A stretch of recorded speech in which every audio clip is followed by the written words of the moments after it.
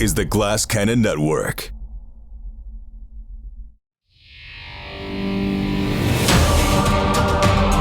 Welcome to Cannon Fodder, a behind-the-scenes look at the Glass Cannon Network.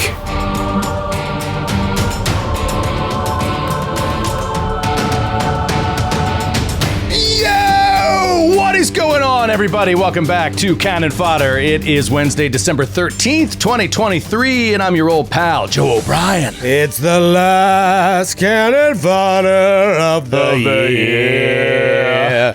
There'll be much listener mailing. And what's up, everybody?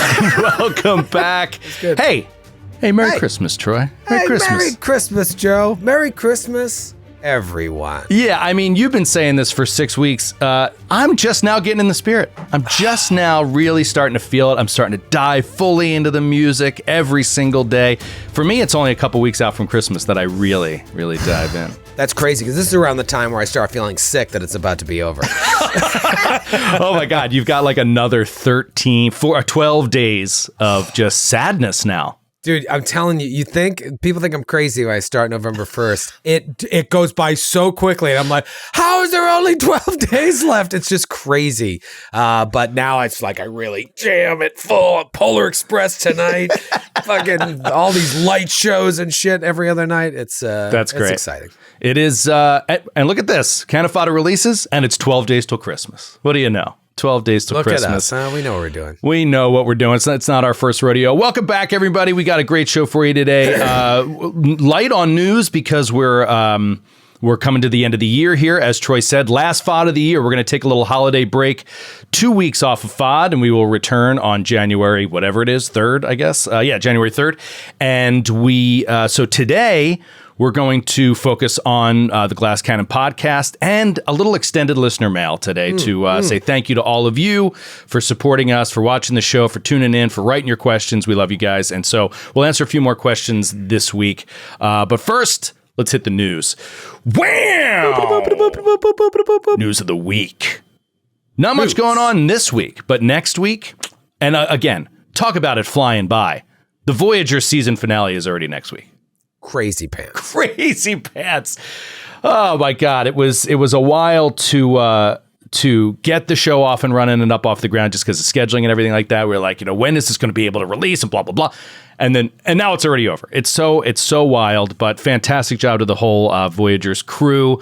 I hope you guys are enjoying it. But yeah, the finale is next Monday night, a week before Christmas. They're gonna wrap up that story. So tune in for that live on Twitch, 8:00 Eastern, on Monday, the 18th of December.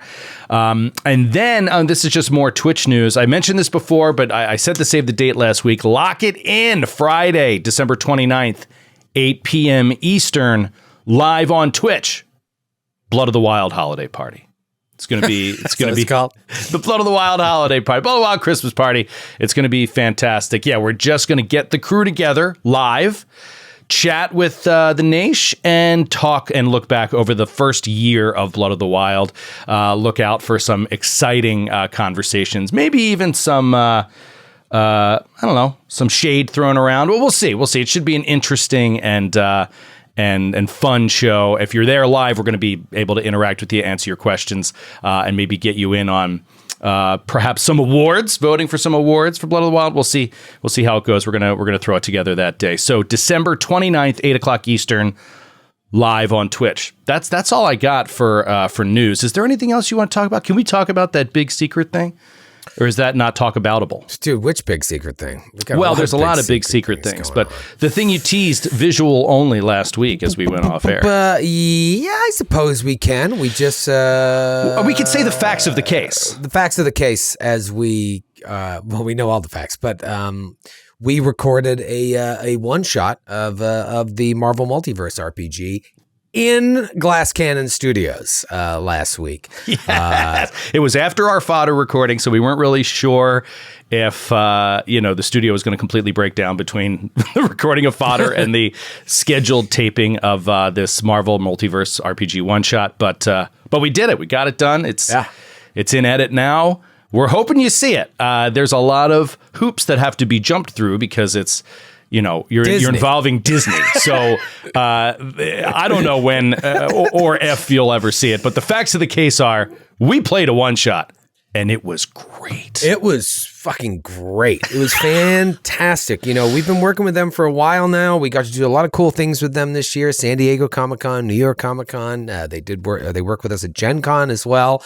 And we've been talking about doing some more stuff together. And we finally got this together. And it was the only other thing we've recorded in studio besides like a fodder. Just very, very exciting. It was something that I wrote and pitched to them. And they were like, sounds great. And we did it. And it was wonderful. I don't want to say anything about the cast. I want people to be excited when they see what we've put together. But, their plan is to get this out before Christmas. So we're turning this around real quickly. I'm actually, right after we finish this call, going to start watching the video edit. I went through the audio edit. It's long. And so now I got to sit and watch this video. Make some last minute changes, and then we'll send it off to them for review. And hopefully, what is now? That's the 13th. So yeah, hopefully we get 12 days to get this up. I think that's the plan. You should stay tuned to Marvel's YouTube channel for your old buddies from the Glass Cannon Network. Or our YouTube channel if they don't like it very much. I'm sure they'll be like, yeah, here, we paid for it. Put it wherever you want. Pay attention to our socials and everything like that for, if and when this releases, when we can post about it and everything like that. So keep an eye out. The only thing I'll say about it is it was my favorite session yet of the Marvel Multiverse. Was it your favorite? Yeah, it was pretty. My favorite, yeah. It was pretty fun. And we've had a few fun ones. So yeah, that's saying something. Funny and intense. And it just feels like a comic book. At the end of the day, it felt like a comic book / comic book movie. Time for chaos. We are still recording. I was recording another episode yesterday. I know people are chomping at the bit, wondering when we're going to release it. When I feel like it. I no longer feel compelled and stressed to release things by a certain date or announce these things because it drives us crazy behind the scenes, and it doesn't make any sense to do so. We'll release it when we're damn good and ready. But I think people who enjoy the show are going to really like it. So far, we've got a few episodes in the can that are all so wildly different, and just diving into the mystery of this new season. Fans of the show are going to be really excited. You can expect that in early 2024. Yeah, let's hope. Fingers crossed. Okay. Well, it's not 2025. Like, fingers crossed. No, it's still early, like 2024. I just want it early 2024. Yeah. That's all. That's what I'm fingers crossing for. But we'll see. Again, like you said, let's not kill ourselves. Let's make sure that when we release it, we're comfortable. And we have the stock of episodes we need to make sure episode recordings aren't stressful. When episode recordings become stressful, you see a lack of return on investment of the time of all the performers. They're not relaxed. And when that happens, you get worse role play, worse game, worse story, worse overall show. So it's a little secret we've unlocked over years of stressful performing. Yeah, it's not worth it. It doesn't move the needle either way. I think back to, like, I've used the Sopranos example before. They used to go 1.5 years, 2 years, and now I get it. I'm like, there's a reason they did that. Like, as a fan, like, you want it to come out, and I get that, but like, it'll be out and it'll be fantastic. And I have a pretty solid recap in episode 1 of season 2 that if you haven't watched season 1 in a while, or maybe you never watched season 1, you'll be able to jump right in. Awesome.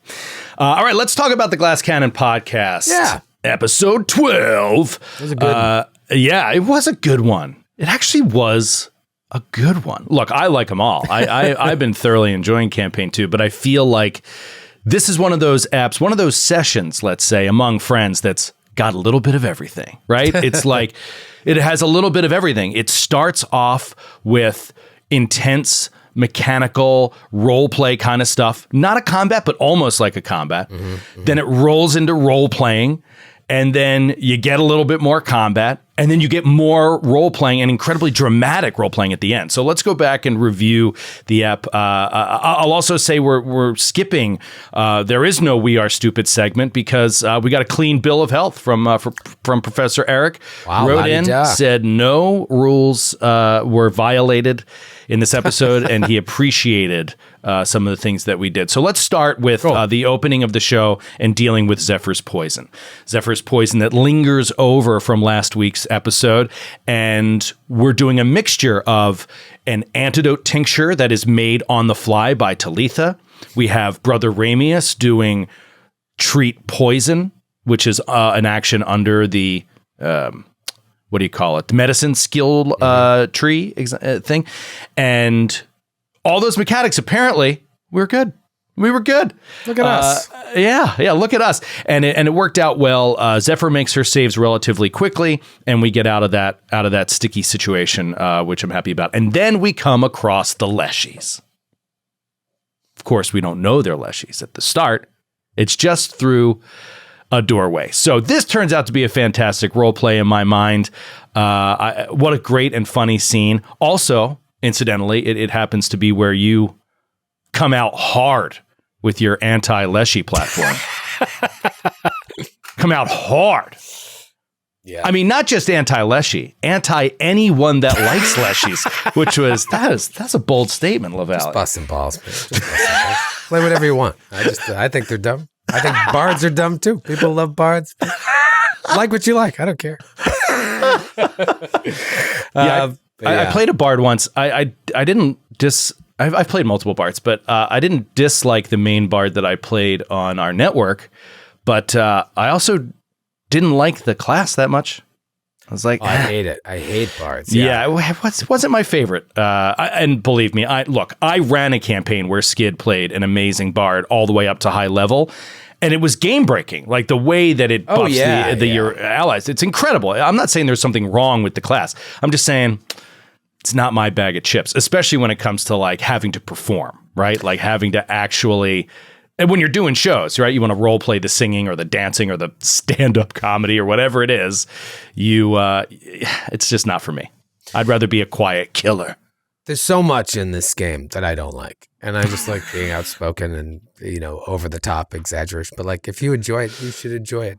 Who cares if I don't like it? Yeah, totally. All right, well, let's talk about the Leshy roleplay. I just have a question. Where does this start in your preparation? How do you first begin behind the scenes finding this voice for Wisteria, which to me was so anti-Leshy voice, and that's what made it so good and so funny. So how did this develop? Was there any prep to it, or was it just a spur of the moment decision? No prep to like what the voice was going to be until you guys started knocking. I didn't know what I was going to do, but when you guys... Well, there were like 5 different ways we could have gone before knocking on that door, so really, it's not like you could have walked right in the second you came to the Treetop Fortress. After you defeated the Oak Stewards and those sprites or whatever, you could have just walked right in that door. I believe it was unlocked, but on this side, it's barred, so it gives you pause. Now, if you guys just open the door and walk in, you see these 2 little squashes walking around. But where you guys did a parlay a la, isn't it Romanticore from the Glass Cannon? I was like, okay, well, now I need to come up with a voice here that is going to break expectations, because I figured there's going to be a moment here of role play before they go in. So before they actually see the creature, how do I do a voice so there'll be a fun reveal? And so that just kind of came in the moment. And then I wanted to make it so that you could hear that there was another character in there. And then I was just like, well, let me just do an opposite weird voice, because you're only going to hear that.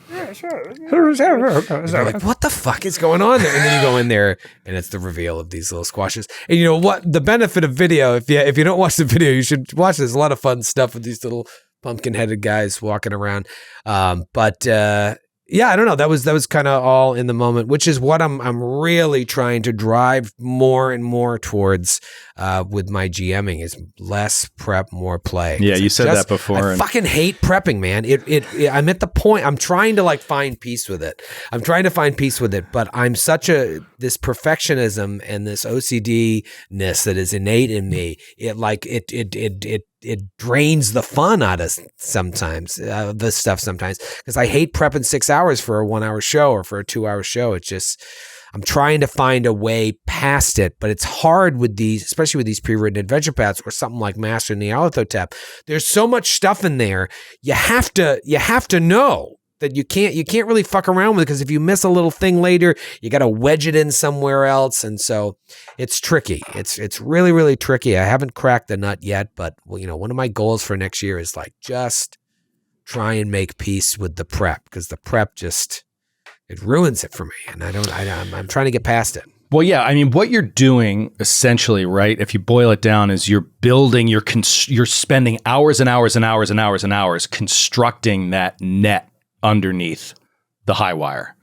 And then you just walk across the high wire, and you didn't need a lot of that, right? You don't fall. You never needed it. And you did all this work.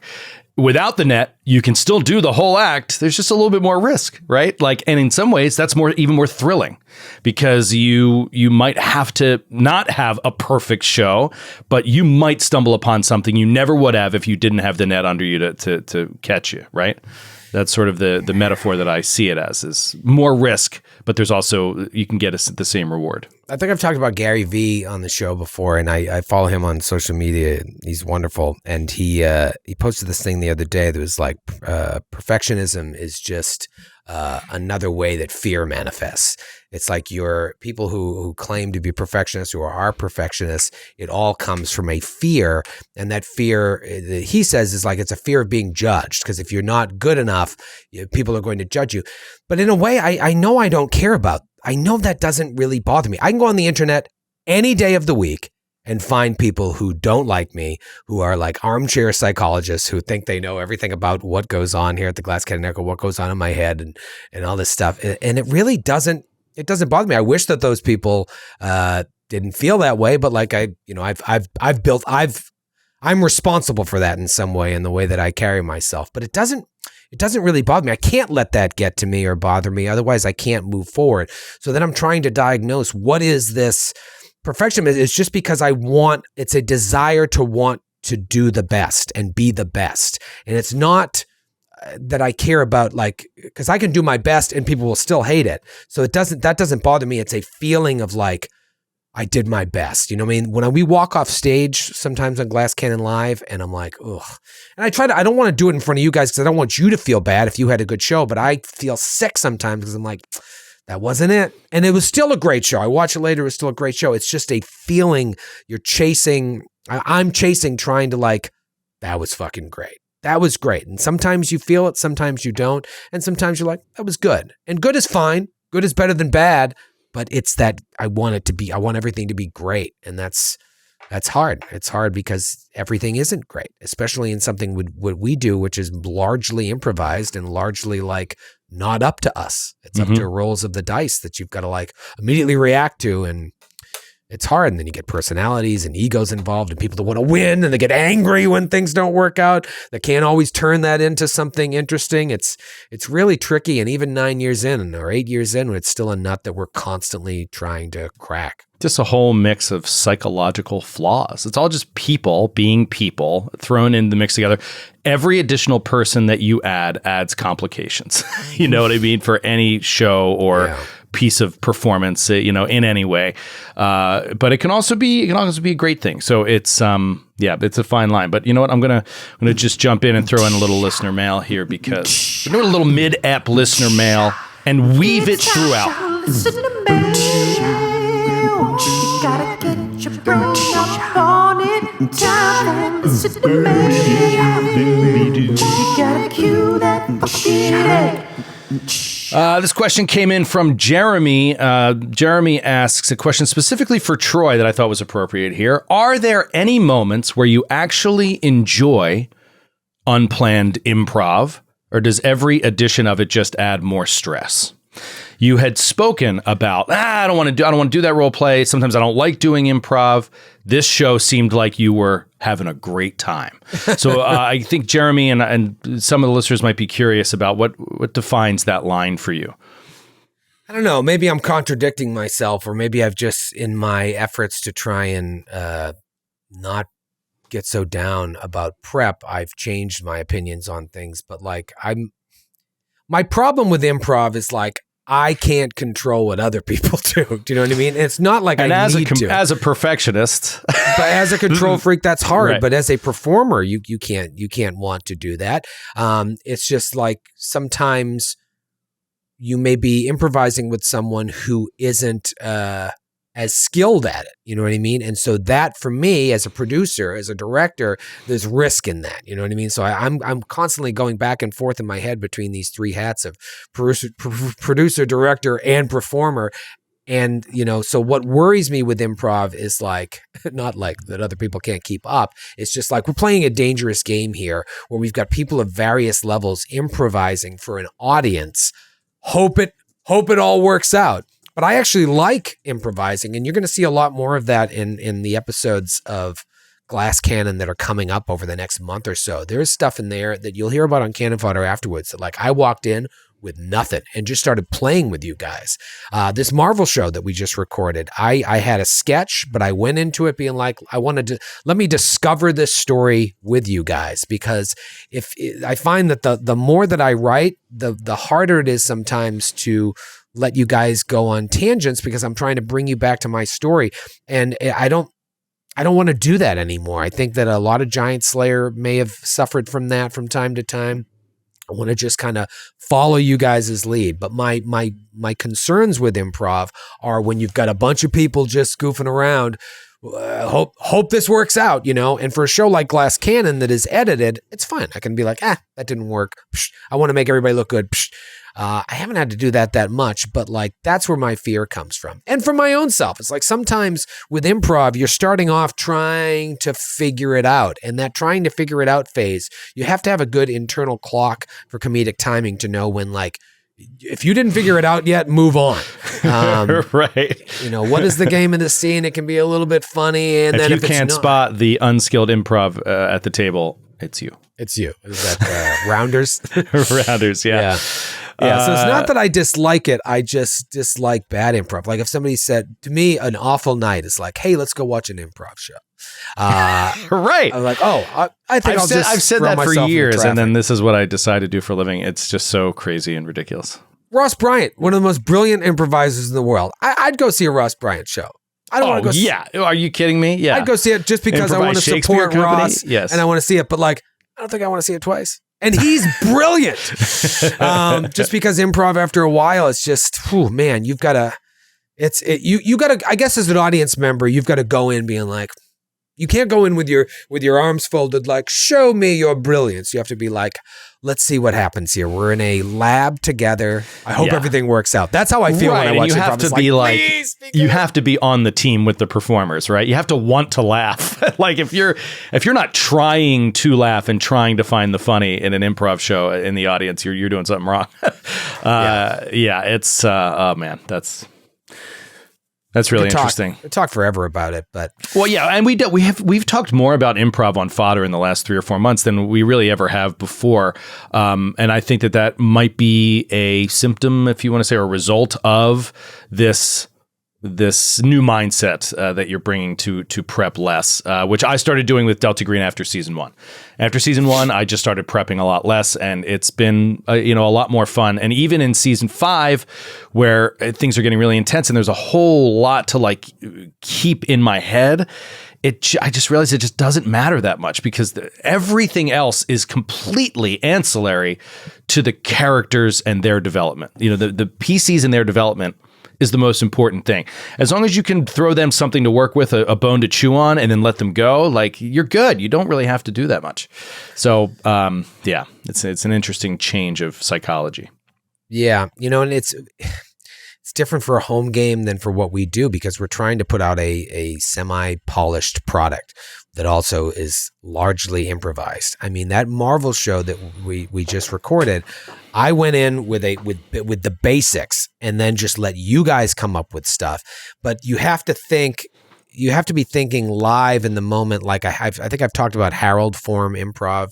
It was this, that's what UCB teaches. And I think it was Del Close out in Chicago that came up with this method. Episodes of Seinfeld kind of do it perfectly. The Harold method. I think it was Harold before they even knew it was named Harold, but it's like You start out with these 4 different storylines, and they all have little bits and pieces. And then 30 minutes later, somehow they all collide together.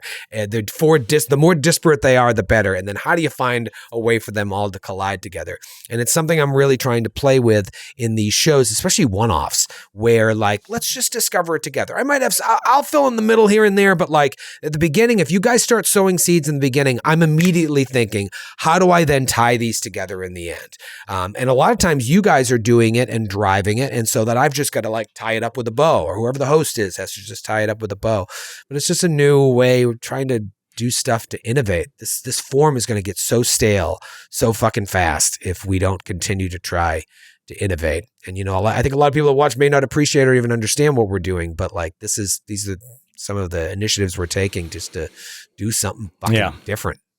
Well, let's get back to the episode and the finding, most importantly, of the drugs. I love the drugs. Yeah. We find a big stash of drugs. And it was so funny, too, because you're like, you find 10 doses and then it became 20 doses of flay leaf poison. I loved Matthew's reaction. He's like, flay leaf poison? As if it was something different. You're just like, drugs are poison, Matthew. They're all poison. It was great, man. When you 5-6 episodes ago snuck off into the woods to do flay leaf, I knew in my head, I'm like, oh my God, there's flay leaf in the greenhouse. I didn't add that in there. That was in there, which was wonderful. Maybe I would have put it in there anyway since you opened that door.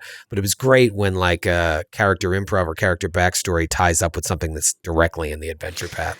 Let's use this as a jumping off point for another great question. This one from Andy in Portland, who says, now I might have to trim this down a little bit, but the long and short of it, well, here it is. It better for the narrative for characters to immediately call attention to something another PC does that was supposed to be secret from the other player characters?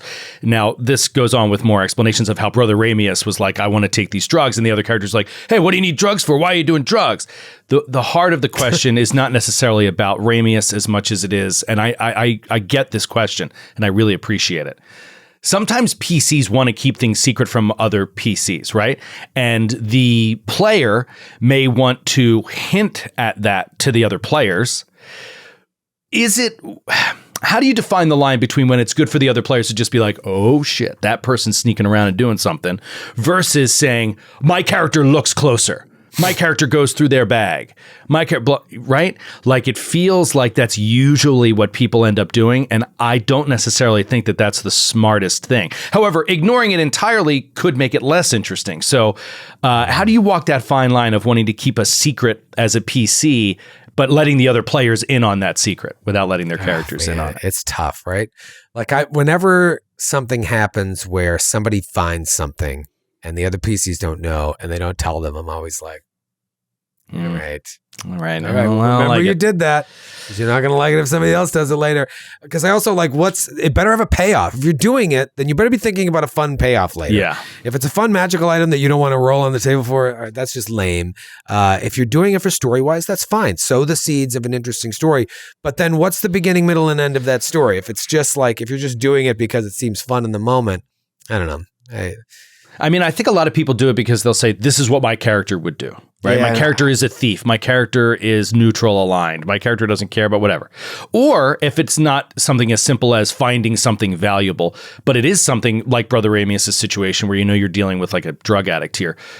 Is it more interesting for the other players to have their characters try to see this and call them out on it, or to keep it a secret for the time being? Let's ask it that way. Not how do you do it, but should you do it? Should the other players like try to out this secret right away, or do you let it go for a little bit and see what that player has in mind? One of the scariest phrases I think that I can ever hear at a table is that this is what my character would do. You know, like that can be so annoying if it's antithetical to the party makeup. If sometimes it's like, there are moments, and I'm guilty of it myself, but there are moments when it can be used in a good way where you're like, I think we all know that this is what my character would do. And everybody's like, yeah, no, we get it. But other times like, this is what my character would do, just to like try and excuse shitty table behavior. But if in the narrative of the game, there's no way those other characters would know.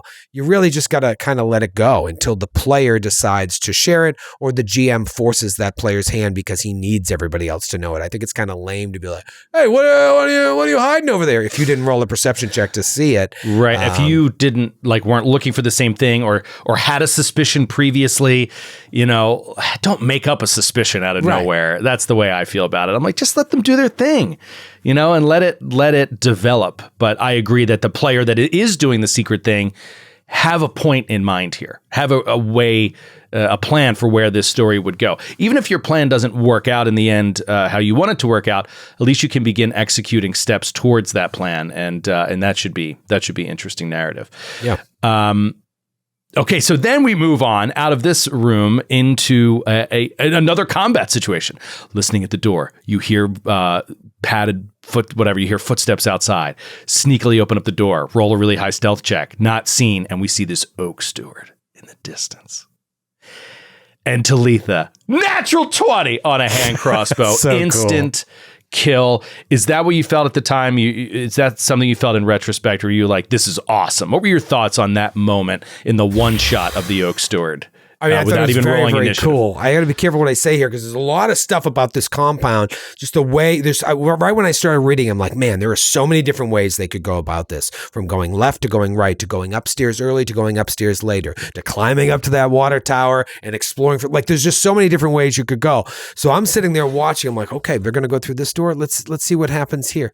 Oh, they one shot that guy. Now what's going to happen? They're going to shut the door and move on. Like I'm watching as an audience member, just like, what an interesting choice. So yeah, I'm all about it. I thought it was great. But the whole time I'm just wondering, like, where are you guys going to go next? Because there's so many different options. You guys were making your way up to that door. And then I sort of led you guys there with a secret perception check. One of you heard some noise. Maybe I'm pushing you towards that door. Maybe I'm actually just rolling a lot of checks back there just to see what you guys see. The reality of the situation, right? The noise was made, Trying to make it feel like it's a living compound and not just a dungeon where you're walking from room to room. Well, I roll secret perception. I think it was Zephyr that heard something. Wait, what's over there? So you guys change course. How cool. You just strike Team Delta, this Oak Steward. And then I'm just sitting there. It's a great moment as a GM because you don't get it that often where you're like, oh, what are they going to do next? All of a sudden you're an audience member. And that's when you just got to kind of wait and watch. And that's what it was for me. And then what I love about it is you add another layer of depth, which is possible animal companion, right? Left parentless. Yeah. So we're all cheering.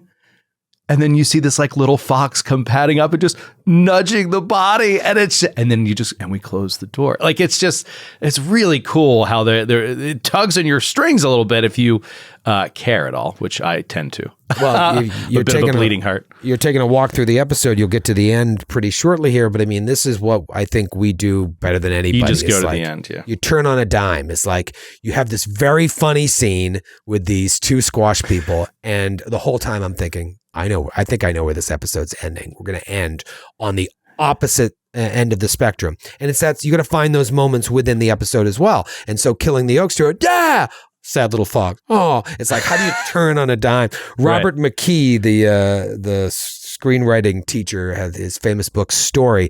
His whole thing was if you start a scene here as a writer, then you need the characters to end up here. If they're happy at the and this I'm being super pedantic, but if the characters start out happy, by the end of the scene they have to be angry. Or if they start out in love, or they just finished making love, by the end of the scene they're fighting. It's that's good screenwriting. And also start the scene late and get out early. So there always should be some sort of reversal. Now, you can't make every screenplay like that. Every movie would be the same. But back in the day, that was what was preached. And so try and find those moments in your gameplay to flip it like that. You guys are so excited, but I know you all love animals. Have this little fox. And you're like, oh, what's going on? Some of you guys is that a wild-shaped druid? Wait, should we go kill the fox? Right. Is it a wild-shaped druid? I forgot about that. It could be, just a another pure evil combatant, whatever, that's actually in a different form.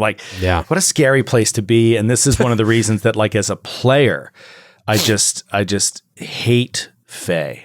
I hate it. It's so annoying. Like you can never trust anything. You can't believe your eyes or any of your senses. You know, it's kind of a scary thing. But then you were getting to let walk him into the end here, where you really drop the hammer. This is what we used to say back when I was in school and we were working on editing and creating story. You know, it was like the method was funny, sad, right? It was just like make them laugh, and then drop the hammer right at the end. And it's just, and you're left emotionally kind of racked. This ending scene was brutal this week. Brutal. Yeah. Yeah, I saw it coming once you guys didn't pursue across the bridge there. I'm like, okay, I'm looking at my timer. I'm like, I think I see the ending here. And what was cool is it goes back. There's so much foreshadowing. It starts right with the Cory Mona conversation. You could even go further back to finding out about Bolan's story. The gnomes were displaced. Well, where'd they go? I don't know. The whole time it's like the gnomes left. You talking to the Leshies even. He's like, oh, he said the gnomes were left. And you're like, no, the gnomes, they were forced out of here. And now you see what really happened. So I was happy the way that it worked out. And, it really left you guys feeling like, oh, fuck, this changes everything about what we think of Bolan now. So, yeah. I mean, from the jump, honestly, Brother Ramius, part of his philosophy, part of his theology, I should say, behind Grihastha is you're not here to judge, right? Like if you're going to reach nirvana, if there's going to be a oneness of understanding, you're not here to say this faith is right, this faith is wrong, right? And so there is a great deal of open-mindedness that is part of his ethos.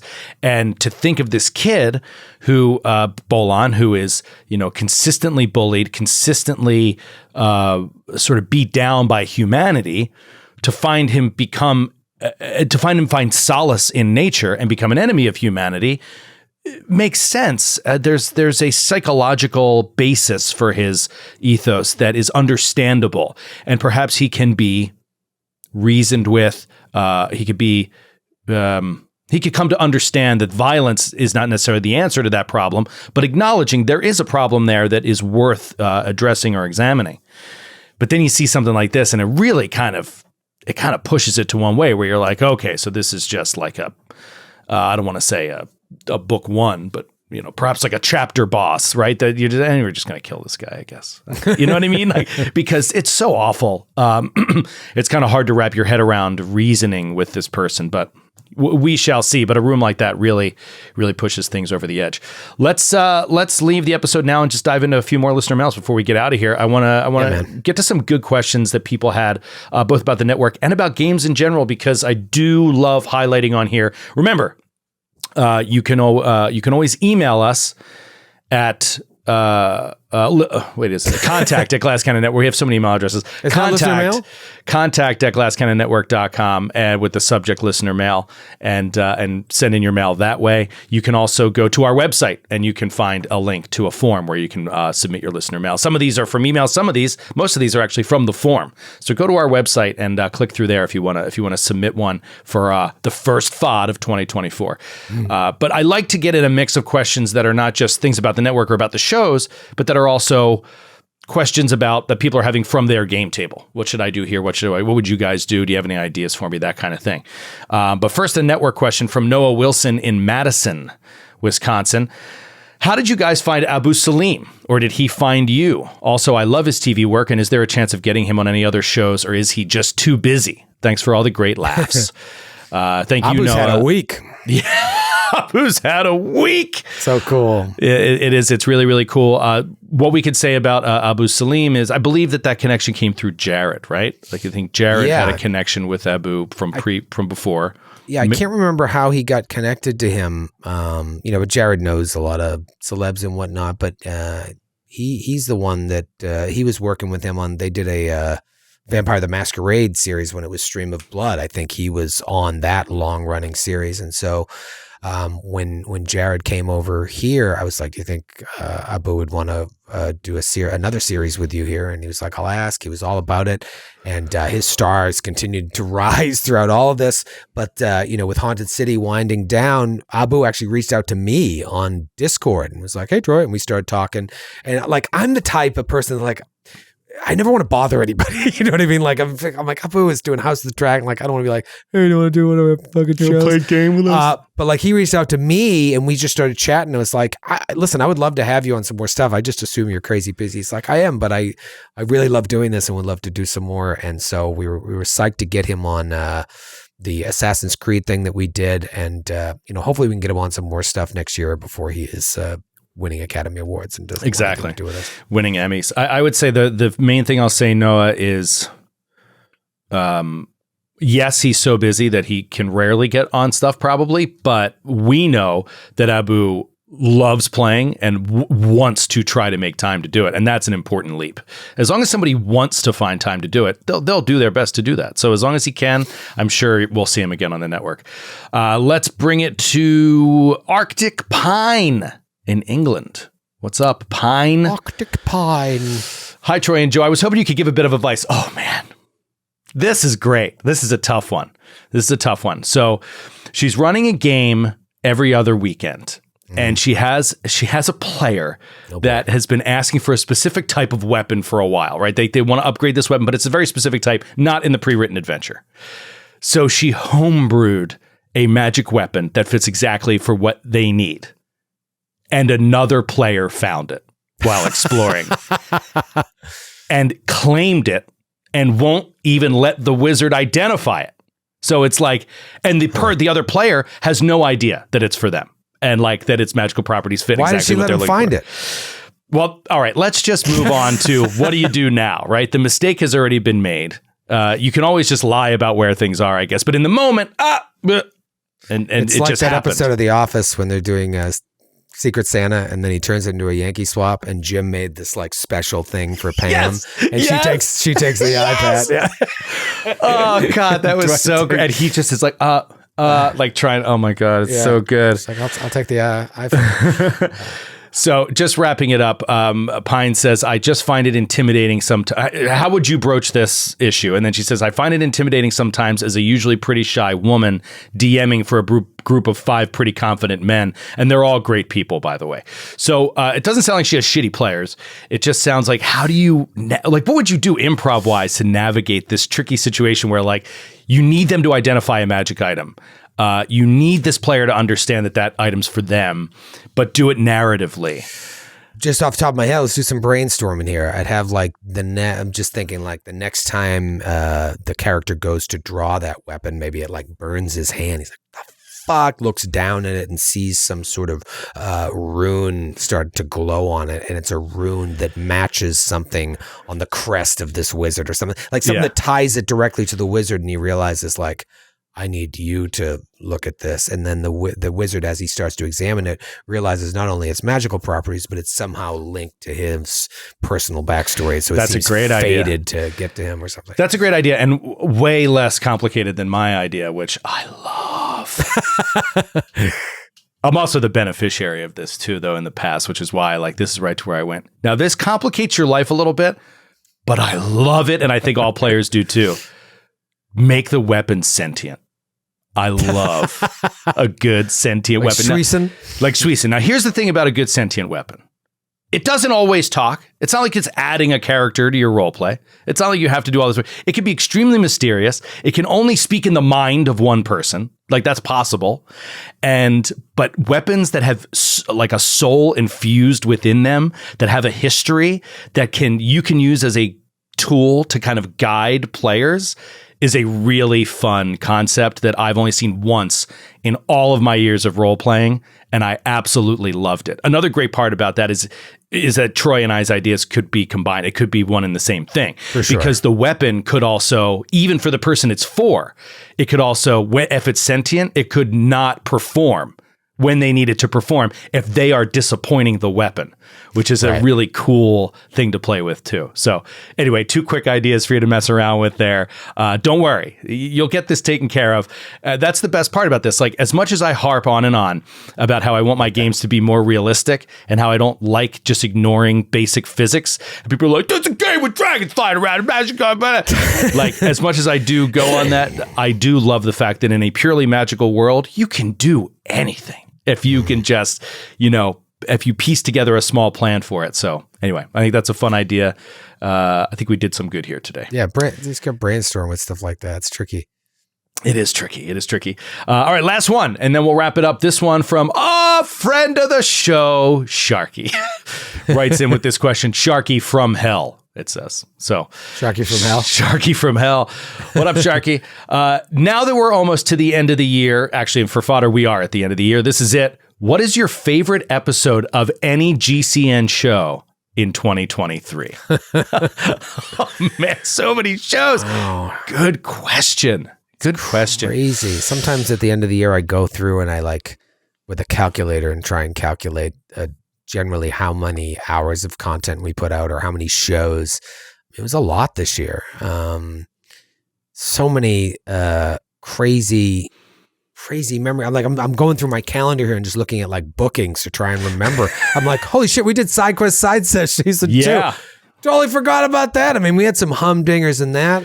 I think I'll do a couple. Let's just talk about it because just picking one would be kind of boring. Favorite, but I want to walk Yeah. Let's do some honorable mentions. And a lot of them are going to be games that I'm in or that highlight me in some way because I love when I have fun moments in shows. And I will say, as an honorable mention, I love the carnival fucking episode of Side Quest Side Sesh. Oh my God. Where we were playing all those different games and we had the I'm not here to dance, but I see the penis, whatever, the penis joke. Oh, that's right. That was so fun. But that episode was almost entirely improv, right? Like you were going to cut it. You were going to cut the carnival. I didn't even really have anything other than the list of the 3 games that were available. And so I was anyway, going to cut. Yeah, that's fun. That was a great episode this year. I thought also we're going to be unfairly skewed here because I'm not going to say episode 3 of Voyagers this year because I haven't watched Voyagers this year.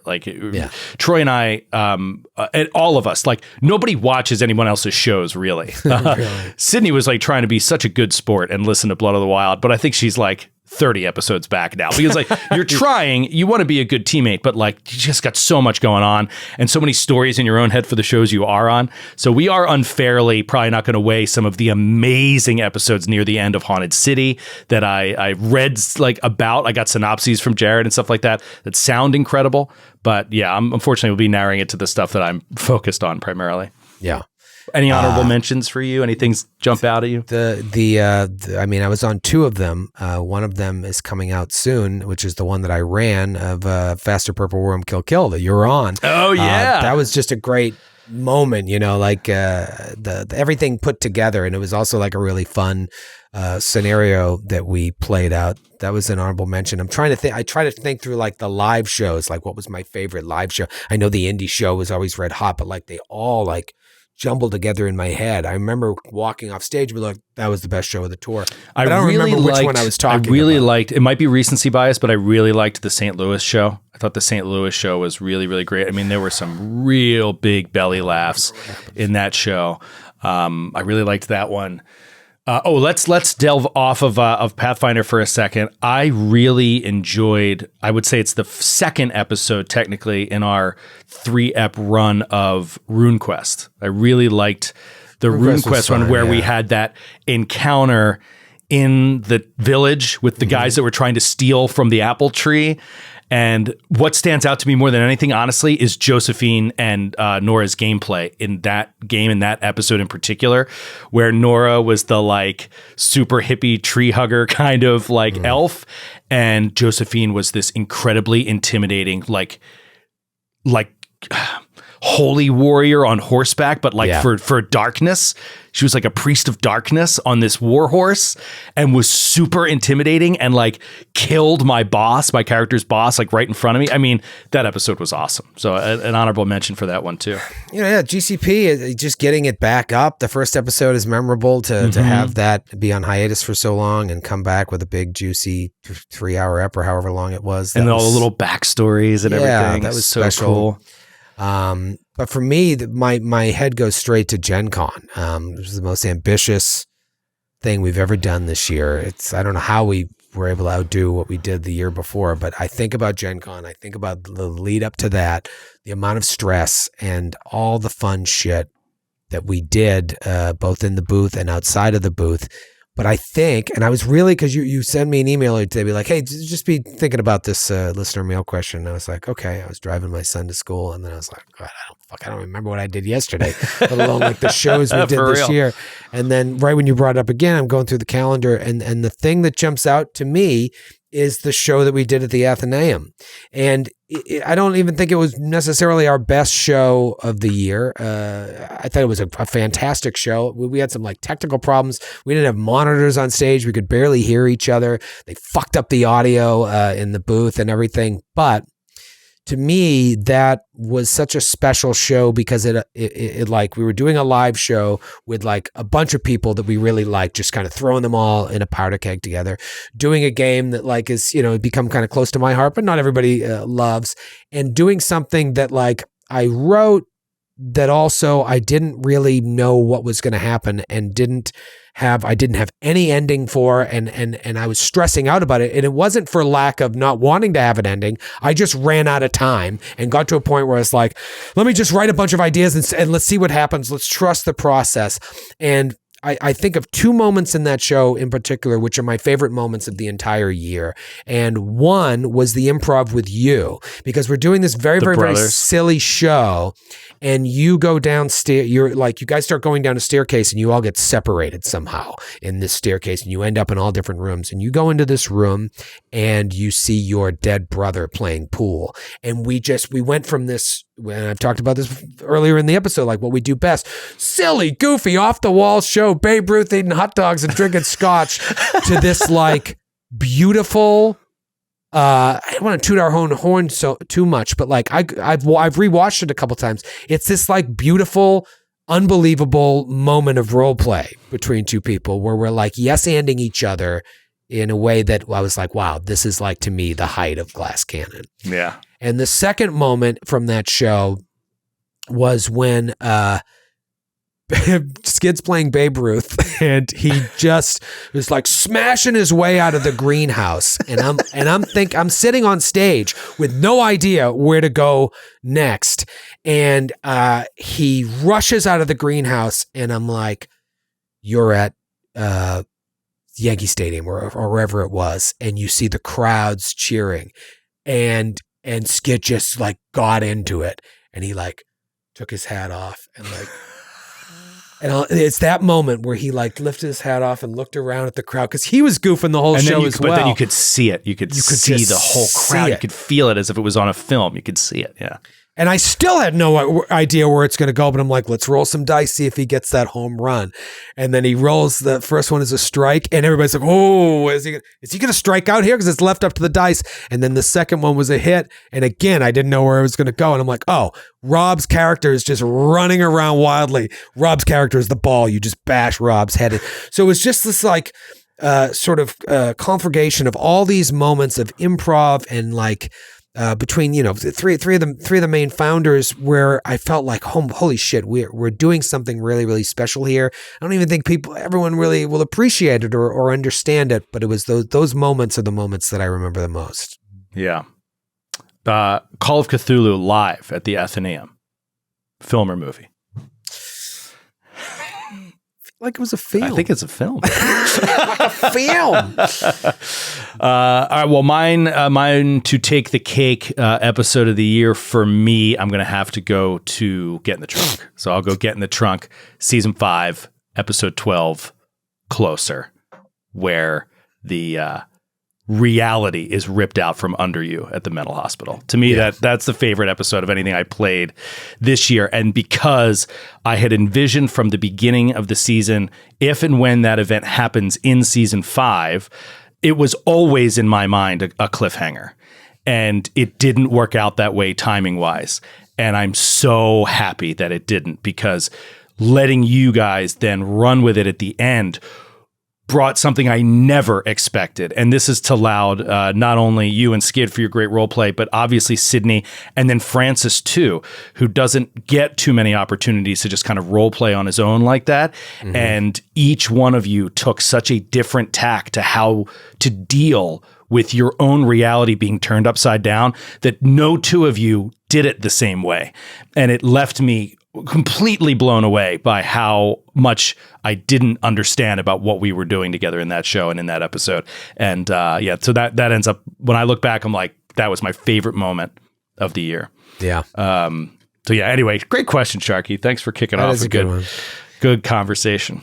It's good to look back and think, because sometimes we're just grinding so much we don't take a moment Always the to, next like, thing. Always the next thing. stop. Always the next thing. Yeah. Yeah. And you know what? You know what's so wild is like Dark Horse, if it comes out, it might be the Marvel show. That might be my favorite thing of the year if it comes out this year, because that Really? was Yeah. wonderful. That was wonderful on so many levels. And I hope you guys get to hear it. I don't mean to be a tease. I really don't. Like I'm sure you're going to see it and hear it, but it was just great. Yeah. It's going to come out. I mean, one way or It's another. going to come out one way or another. Might be out next week. That's, I guess what I'm saying is it's going to come out. I just wonder if it's going to come out in 2023. There's a lot of red tape, and we're coming in up on the there's a lot of holidays, red but I tape. really hope it hits. Everybody really wants it too, so that's what I'm going to do.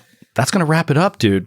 We got 2 more GCP episodes for this year, right? Or 2 more, I think. And they're not going to have... There's no break for GCP, by the way. Fodder won't be here, but you will get a GCP on Christmas week. Don't worry about it. You'll get a Fodder 2 on more New this Year's year. week.